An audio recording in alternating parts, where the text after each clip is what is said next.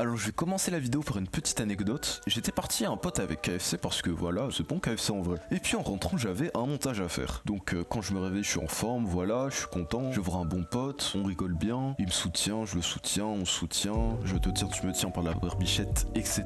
Puis ensuite, je rentre chez moi et puis là, bizarrement, je ne fais pas le montage. Je glande un petit peu sur mon PC, voilà, je fais rien. Et c'est même pas genre que je procrastine. À ce moment-là, j'étais vraiment en plein dans mon rush sur GameCube. C'était en 2024, du coup vraiment, je rushais les 1000 abonnés hyper vite, etc. Mais vraiment j'y arrive pas, il y a quelque chose mentalement qui fait que j'y arrive pas trop. Puis ensuite je finis par dormir en fait. La raison est toute simple, je me suis envoyé un gros burger au poulet ainsi que des frites ketchup mayo et c'est pas vraiment la meilleure chose pour ensuite se recentrer mentalement. Du coup je vais te faire une vidéo pour t'expliquer à quel point la bouffe c'est vraiment ultra important dans ton quotidien. Mais avant ça, petit disclaimer, je ne suis pas un expert de la nourriture, je ne suis pas diététicien, je ne suis pas nutritionniste, je suis un adolescent de 16 ans qui est capable de donner des conseils pour 80% de la population qui n'ont pas trop de problèmes de santé importants parce que j'ai les mêmes problèmes. Mais sinon, si vous avez vraiment des gros problèmes de nutrition, d'addiction à la nourriture, etc., allez voir un spécialiste. N'allez pas voir un connard comme moi sur YouTube. Mais du coup, avant de t'expliquer tout ça, je vais te dire les problèmes de mal manger. Bah déjà le premier, tu l'as vu dans mon anecdote, tu te concentres pas, t'es beaucoup plus lent. Vous savez quoi? Je vais même pas m'étaler plus que ça. Juste à vous conseiller la vidéo de Nash Befit sur la nourriture. En gros, pendant une semaine, il s'était donné l'objectif de manger que de la merde. Donc voilà, en plus il a un petit peu un lifestyle influenceur, youtubeur, musculation, etc. Et pourtant vous allez voir tous les effets négatifs que juste mal manger pendant toute une semaine a eu sur lui. Je pense qu'on n'a pas besoin trop d'expliquer ce que c'est la mauvaise nourriture, mais qu'est-ce que la bonne nourriture? Bah en réalité c'est juste des aliments simples. Les aliments sains ce sont les aliments simples, de l'eau, une pomme, du poisson, de la viande,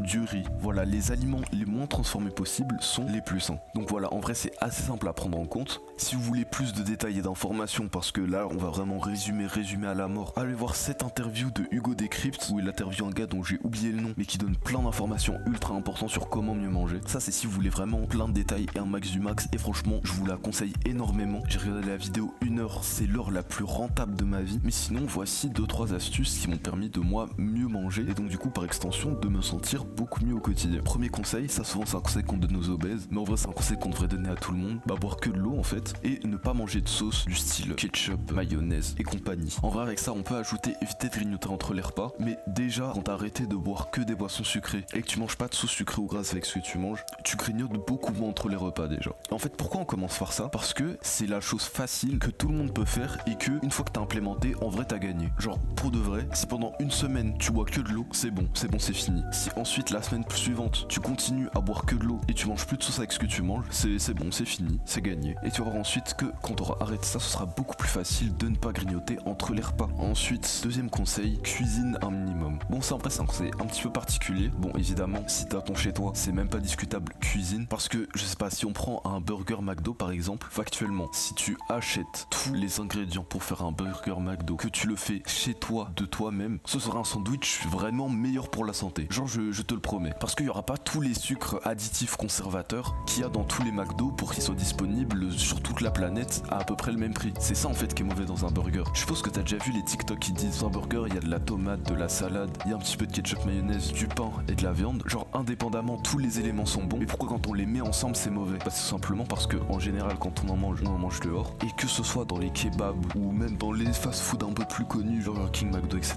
Bah en vrai il y a plein d'additifs, de conservateurs, de sucre, de n'importe quoi. Du coup même pour les trucs comme ça, pense à faire la cuisine toi-même. Maintenant il y a un truc où c'est un petit peu plus compliqué. Si t'habites chez tes parents, parce que ça va beaucoup dépendre de tes parents. Genre moi dans mon cas je suis plutôt chanceux parce que mes parents ont toujours beaucoup cuisiné à la maison. Mais je sais qu'il y a des familles où il y a beaucoup plus cette culture de manger extrêmement rapidement, etc. Du coup en vrai il y a un truc que tu peux faire, c'est te proposer pour cuisiner. Moi évidemment si je me propose pour cuisiner il n'y a pas de souci parce que bah il y a vraiment cette culture du repas où on prend le temps de manger, on prend le temps de cuisiner, on prend le temps de discuter, etc.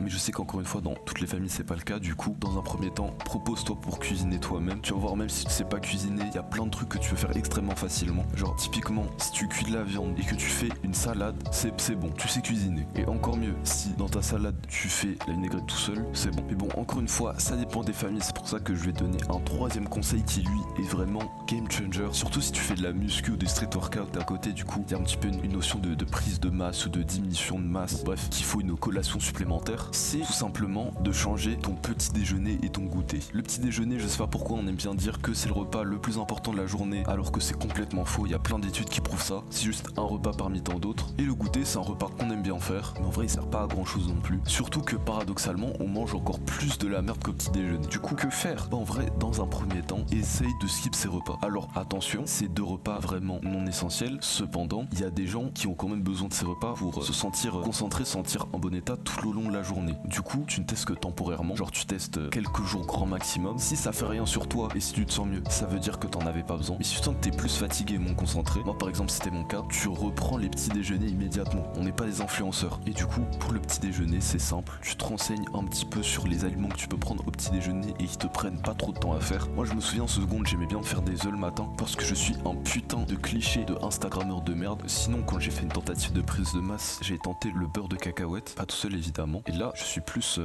fromage blanc. Je me rends compte que je raconte beaucoup ma vie sur cette chaîne en fait. Enfin bref, que ce soit pour le goûter et le petit déjeuner, tu respectes la règle qu'on a donnée au début, c'est-à-dire tu manges un maximum des aliments bruts. Et surtout un truc très important que je ne faisais pas avant, varier ses goûters et petits déjeuners. Parce que sinon c'est un peu chiant de manger tout le temps la même chose. Ah aussi, un truc que j'ai oublié de dire, si ton goûter il est fait à base de bonbons, ne prends même pas de goûter. Et pareil, si genre tu prends les céréales, mais genre pas les vrais céréales, genre les chocapic ou les trucs comme ça, simple, s'il y a du chocolat industriel dans tes céréales, oublie. Genre juste mange du pain. Non, en vrai techniquement, se faire des tartines le matin, c'est pas une mauvaise chose. Si jamais t'as pas d'idée, t'as pas d'inspi, dans un premier temps tu te fais des tartines le matin, comme chez tes grands-parents. Mais surtout, comme la vidéo précédente sur l'argent, l'important c'est vraiment de se renseigner. Parce que là je t'ai donné 20-80, mais c'est un petit peu vague. En soi, j'ai pas dit grand chose de pertinent dans cette vidéo, mais le plus important c'est déjà de voir un diététicien ou un nutritionniste, même juste pour lui poser des questions, si jamais tu peux, et si jamais t'as pas la flemme. Mais sinon, si t'as vraiment la grosse flemme de recherche, tu vas sur ChatGPT, tu demandes qu'est-ce que je peux manger de sain, et tu lui demandes d'ajouter les sources. Et là, si les sources c'est des trucs à peu près sérieux, c'est que c'est bon, tu peux manger ça. Par contre, si les sources c'est genre, c'est les trucs un petit peu people, enfin après je sais pas si t'as confiance, mais moi j'ai pas très confiance. Mais n'oublie pas que dans tous les cas, le plus important c'est pas d'avoir une alimentation parfaite, c'est de faire du mieux que tu peux à chaque fois. Parce que évidemment dans la vie on a tous des imprévus, on a tous nos lacunes, on a tous des défauts, et si tu fais mieux qu'avant, bah c'est déjà bien en fait. Parce que tu fais déjà mieux que 90% des gens si t'essayes de t'améliorer. Genre dans un premier temps, cherche pas les pommes origine France sans pesticides machin truc. Si jamais tu fais tes courses tout seul, dès que tu vois une pomme tu la prends. Genre vraiment la pomme la moins chère tu la prends. Parce que faut déjà que t'aies l'habitude de manger des choses saines avant de chercher la chose la plus saine parmi les choses saines. Parce que en soi, que soit manger une pomme pleine de pesticides du supermarché ou un McDo, en soi il n'y a pas trop de différence niveau cancer dans le futur, mais en soi la pomme t'habitue déjà à manger des pommes. Enfin bref, j'espère que cette petite vidéo t'a quand même éclairé. Si jamais j'ai trouvé des trucs en plus, je vous mettrai les liens de mes recherches en commentaire. Et puis sinon, n'hésitez pas à vous rendre fiers tous les jours et puis salut.